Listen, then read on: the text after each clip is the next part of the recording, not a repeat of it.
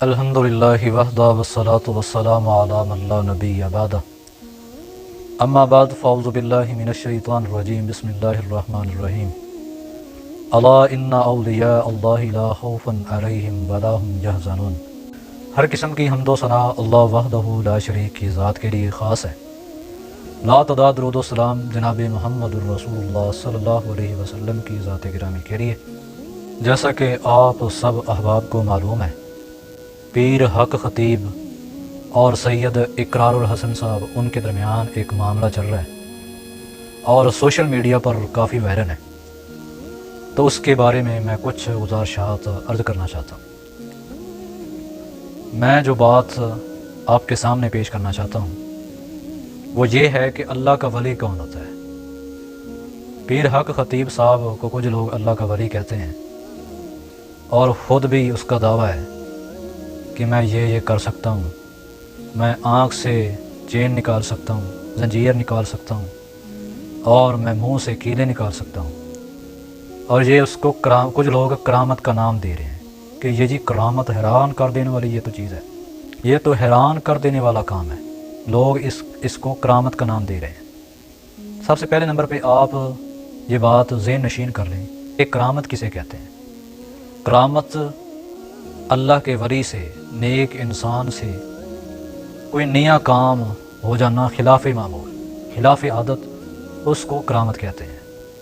اور کرامت یہ نہیں ہوتی کہ منہ سے کیلے نکال دینا یا آنکھ سے زنجیر نکال دینا اور پھر کہنا کہ یہ کرامت ہے۔ اس کو کرامت نہیں کہا جا سکتا۔ یہ نظر کا دھوکہ بھی ہو سکتا ہے اور جادو ٹونے کا بھی عمل ہو سکتا ہے، جنات کا بھی عمل ہو سکتا ہے، لیکن اس کو کرامت کا نام دینا یہ بات بالکل ٹھیک نہیں ہے۔ کرامت اس کو نہیں کہتے۔ اور دیکھو، دم کرنے والے تو بڑے بڑے موجود ہیں، اللہ کے نیک لوگ بھی دم کرتے ہیں، عیسائیوں کے اندر بھی عامل موجود ہے، اسی طرح کافروں کے اندر بھی عامل ہوتے ہیں، تو وہ بھی دم کرتے ہیں، ان سے بھی شفا ہو جاتی ہے۔ تو اس کا مطلب یہ نہیں کہ جس سے بندہ صحت یاب ہو جائے، ٹھیک ہو جائے، اس کو کہیں کہ یہ اللہ کا ولی ہے۔ اللہ کے ولی کی یہ علامات ہرگز نہیں ہیں۔ بہرحال جو معاملہ سوشل میڈیا پر کافی وائرل ہے، تو سب سے پہلے نمبر پہ میں یہ وضاحت کرنا چاہتا ہوں کہ اللہ کا ولی کون ہوتا ہے، اس کی صفات کیا ہیں، اس کی خوبیاں کیا ہیں۔ سب سے پہلے نمبر پر اللہ کے ولی کو پہچانے کہ اللہ کا ولی کون ہوتا ہے، اللہ کا دوست کون ہوتا ہے، اس کی کچھ خوبیاں ہیں۔ کسی ایسے انسان کو اللہ کا ولی نہیں کہنا چاہیے کہ جو منہ سے کیلے نکال دے، آنکھ سے زنجیر نکال دے۔ یہ سب نظر کا دھوکہ ہوتا ہے۔ مثال کے طور پر اگر کوئی پانی پہ چل کے جا رہا ہے یا آسمان میں اڑ کے جا رہا ہے تو اس کو کہیں یہ کرامت ہے۔ یہ کرامت نہیں ہوتی، یہ نظر کا دھوکہ بھی ہوتا ہے، جنات کا عمل ہو سکتا ہے۔ لیکن کرامت وہ ہوتی ہے جو خلاف معمول اللہ کے ولی سے کوئی نیا کام ہو جانا۔ تو بہرحال اللہ کا ولی کون ہوتا ہے؟ اگر یہ صفات جو میں آپ کے سامنے پیش کروں گا، اگر یہ صفات پیر حق خطیب کے اندر موجود ہیں تو پھر آپ اس کو اللہ کا ولی کہیں۔ اگر یہ صفات خوبیاں موجود نہیں تو وہ ہرگز اللہ کا ولی نہیں ہو سکتا۔ اللہ کے ولی کی کچھ علامات ہیں جو اللہ تعالیٰ نے قرآن کریم کے اندر ذکر کی ہیں۔ اللہ پاک نے فرمایا الا ان اولیاء اللہ لا خوف علیہم ولا هم یحزنون۔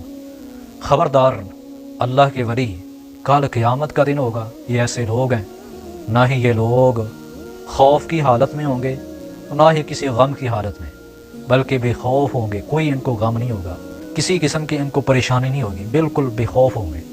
اور یہ کیسے لوگ ہیں، ان کے اندر صفات کیا تھی؟ اللہ پاک نے فرمایا الذین آمنوا۔ پہلے نمبر پر اس کی خوبی، اس کی نشانی یہ ہے الذین آمنوا، یہ ایسے لوگ ہیں جو ایمان لاتے ہیں رب تعالیٰ پر، جو ایمان لاتے ہیں اللہ تعالیٰ کی کتابوں پر، ان کا ایمان ہے رسولوں پر، ان کا ایمان ہے آخرت پر، ان کا ایمان ہے اچھی بری تقدیر پر۔ اور دوسرے نمبر پر وَقَانُوا يَتَّقُونَ، اور یہ لوگ پرہیزگار تھے۔ کیا مطلب؟ یہ لوگ اللہ سے ڈرنے والے ہوتے ہیں، ان کے اندر تقوی موجود ہوتا ہے، ان کے اندر رب کا ڈر موجود ہوتا ہے۔ کوئی بھی کام کرتے ہیں تو قرآن و حدیث کے مطابق کرتے ہیں، قرآن و حدیث کے خلاف کوئی بھی ایسا کام کرنا گوارا نہیں سمجھتے۔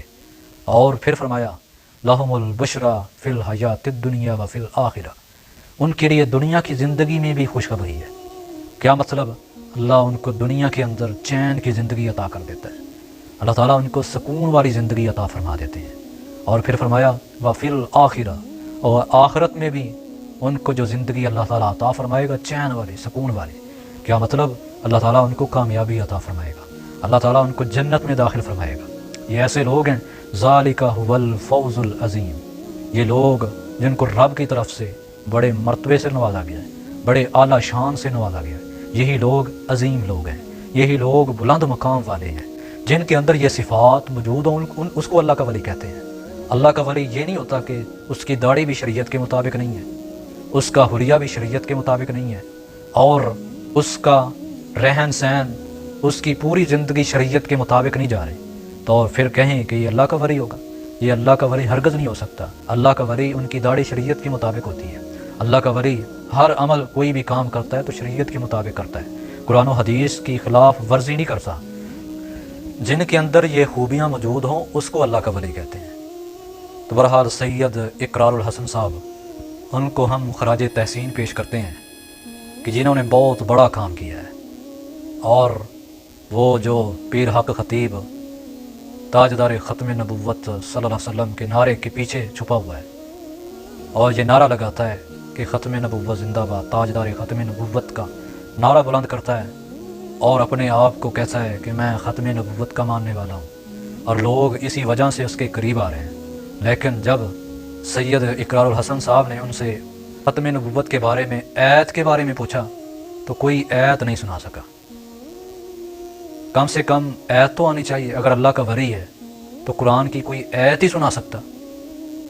تو بہرحال بہت اچھا کام کیا ہے سید اقرار الحسن صاحب نے، ان کو ہم خراج تحسین پیش کرتے ہیں۔